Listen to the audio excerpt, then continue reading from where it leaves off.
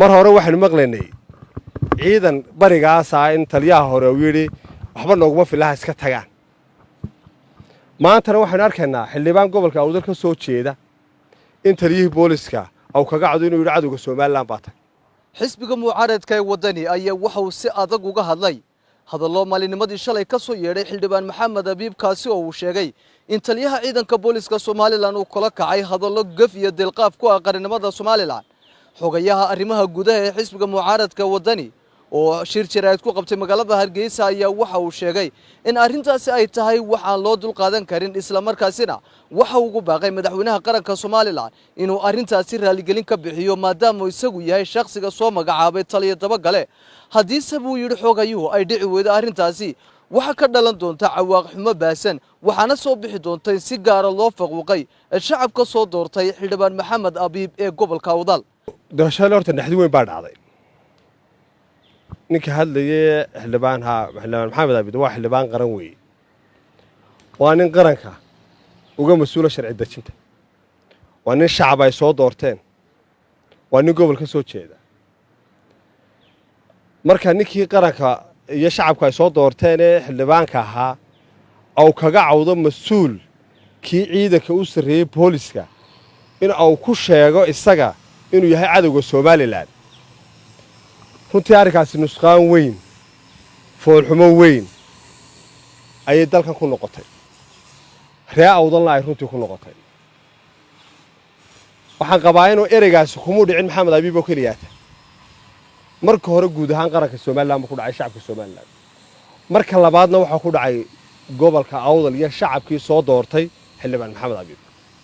ayay ereyga ku dhacay Maxamed Abiib wuxuu ku dhacay dadka halka ka soo jeeda iyo shacabka inta fayow ee qarankan in la wada leeyahay oo ummadda u dhaxeeyo oo Soomaaliland ka dhaxeeyo inta ogol ee garanaysa ayuu horta ereygaas ku dhacay maxaad u maleynaysaan marka uu qof xildhibaana ereyada noocaasa أو كجعودة تليه بوليسيا شعب كمساكين تا دنير تا إن عدكود ميل جارين وحيابها لقولة رقم محل ملاينسا عن فيلايا إن أول حلقة ورهم كلامنا يرنتي تاسهين وحينوجنا هاي مرة روح المغلني عيدا برجع ساعة إن تلياه هرويري وحبنا نقوم في الله سكتها ما أنت روح نركنا حلي بان قبل كأودك الصوت شيء ده in taliyihii booliska oo kaga cado inuu yiri cadowga Soomaaliland baa tag macnaheedu waxa weeyaan qaranka ma inuu baa jeclow leh ma in gaara qarankan leh ma in gaara u damqanaysa maya waxaan qabaa in aanay gaari jirin waxaan qabaa in aanay dimuqraadiyadda inaga xumaanin waxaan qabaa in aanay Soomaalilandnimadu inaga xumaanin waxaan qabaa qof kasto xilka haya in xilkiisa lagu tixgeliyo waxaan qabaa ka bari jooga iyo ka galbeed joogaba inay Soomaaliland aanay cadow ku hayna shacab siman iyo mas'uuliyiin siman oo dalka wada damqanayeen haddii ay noqoto laba nin oo xil haya inuu midna xilka uu hayo qaranka ugu damqanayo midna xilka uu haya oo noqonayo inuu cadowga Soomaaliland yahay macnaheedu magac foolxun baa meesha ka soo baxaya waxaan qabaa in raaligelin laga bixiyo madaxweynuhu isaga magacaabay taliyaha booliska shacabka reer Awdal iyaga soo doortay xildhibaan Maxamed Abiib shacabka reer Awdal waxay uga fadhiyaan madaxweynaha taliyuhu soo magacaabay gefka uu kula kacay xildhibaankoodii inuu raaligelin buuxda ka siiyo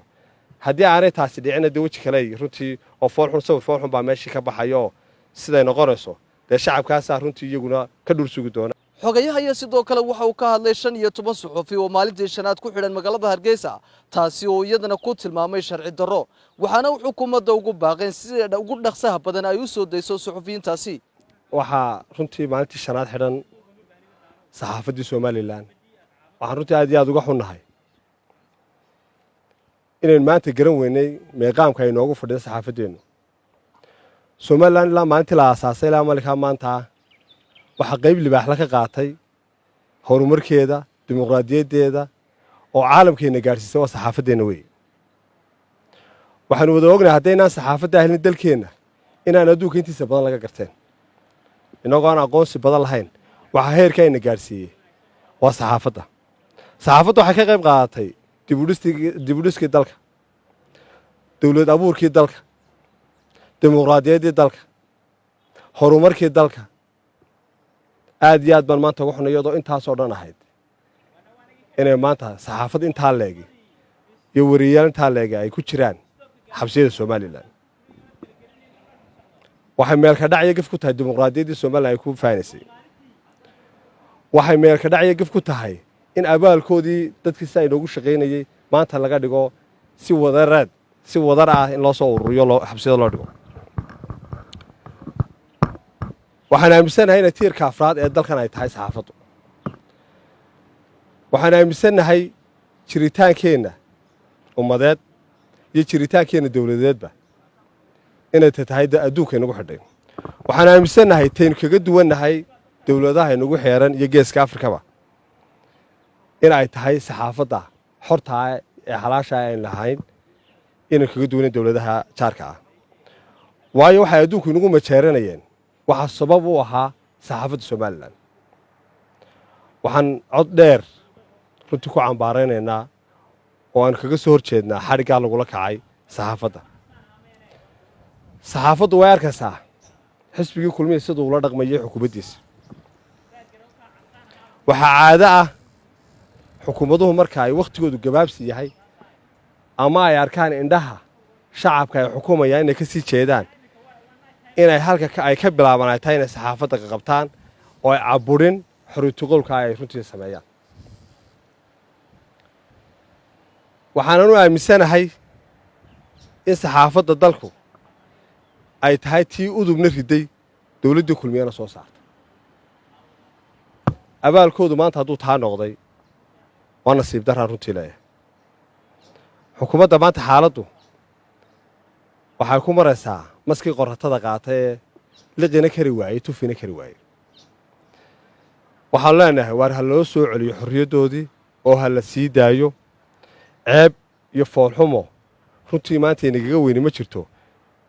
inayn maanta saxaafadda intaa leeg inoogu xidhnaato xabsiyadeenna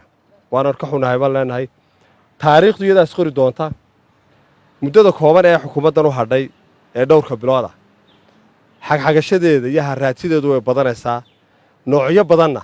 runtii dadka way u gelaysaa waynu aragnaa inay siyaabo badan u saamaysay laakiin shacabka iyo saxaafadda waxaan leenahay u dulqaata wakhtigeena kooban ee u hadhay waa inaynu iska anba bixin doonaa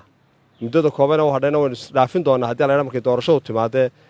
aad iyo aad baan uga xunnahay asalaamu calaykum waraxmatullahi wabarakaatu waa maxamed andar iyo bushaar bashka MM TV Hargeysa